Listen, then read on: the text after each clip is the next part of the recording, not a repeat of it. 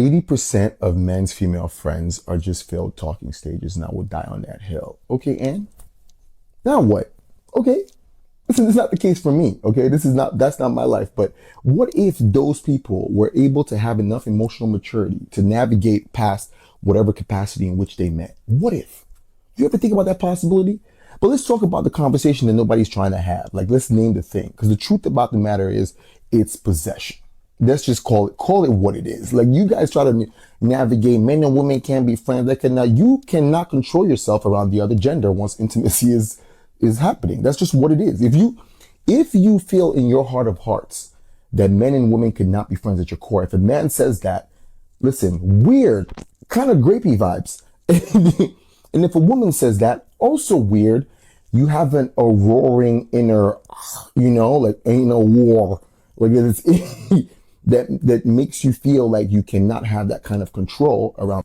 Name the thing. Many of you are uncomfortable with naming the thing. You want to do hot takes and you want to run away. But if you believe, right, that men and women cannot transcend biological primal state of being into being something more, evolving into something more, right? That can navigate relationships outside of the need for intercourse or the romantic. You tell me. That's up to you. If you believe that we are carnal animals, then everybody, bars are awful. Take the limits off. Everybody lose your minds. We can get popping. Let's go crazy.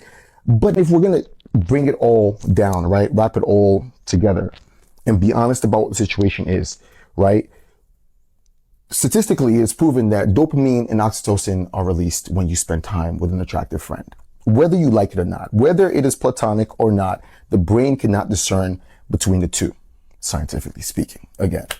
And understandably so. But there are a lot of things that we do that the brain cannot discern what is feeding that dopamine and oxytocin. We just feel it, right? But do we act on every single thing? I don't think so. So, but as I said, let's be guided. When we just mouth off opinions and say these things, it can be very destructive, very damaging for people who don't even like to get more information or know about this stuff. So now, let me get this straight.